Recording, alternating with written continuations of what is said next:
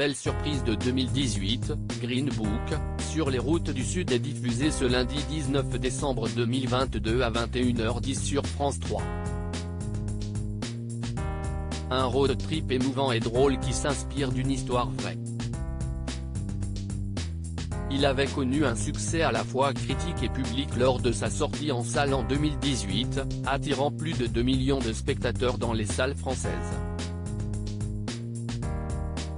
Au box-office mondial, Green Book, sur les routes du Sud finit même sa course au-delà des 320 millions de dollars, avant de triompher aux Oscars l'année suivante. Il remporte ainsi la statuette du meilleur film, de meilleur scénario original, alors que Mahershala Ali décroche l'Oscar du meilleur acteur dans un second rôle. Derrière la caméra, Peter Farrelly, qui s'était excusé de ses dérapages, habitué aux comédies déjantées, Marie à tout prix, Dumb and Dumber, met en scène ce road trip inspiré d'une poignante histoire vraie. Une histoire vraie méconnue. Le film se déroule dans les années en 1962.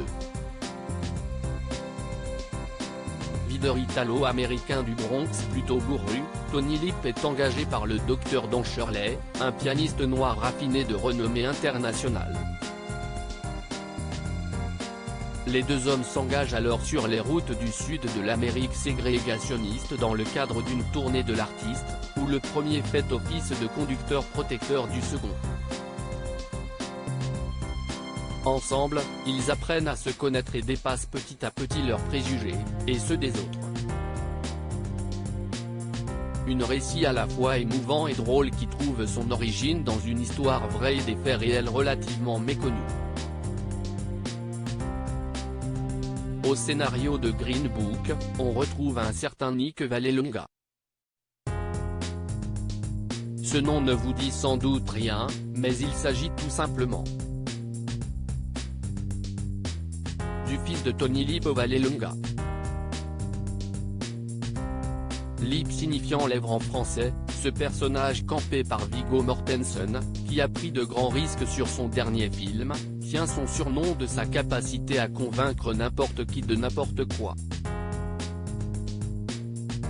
Le Green Book, symbole de l'Amérique ségrégationniste marquée par ses souvenirs d'enfance et les histoires racontées par son père, Nick Vallelonga revient sur le parcours de vie atypique de Tony Lip.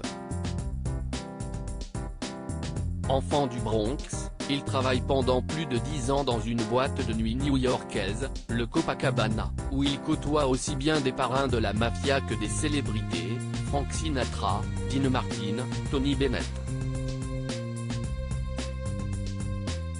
Il fait la rencontre du Dr Don Shirley en 1962 et s'engage dans ce périple avec lui. Dans cette Amérique ségrégationniste, le film de Peter Farrelly lève alors le voile sur le Green Book.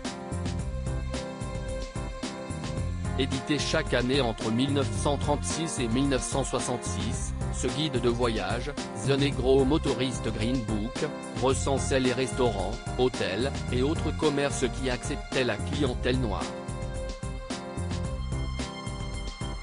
Outre les vides plaidoyers contre le racisme, ce drame porté par Mahershala Ali et Viggo Mortensen raconte surtout cette amitié hors du commun entre Tony Lip et Don Shirley. Les deux hommes resteront d'ailleurs proches plus de 50 ans. Avant de mourir tous les deux en 2013, à 3 mois d'intervalle. À lire aussi Green Book, à quoi fait référence le titre du film.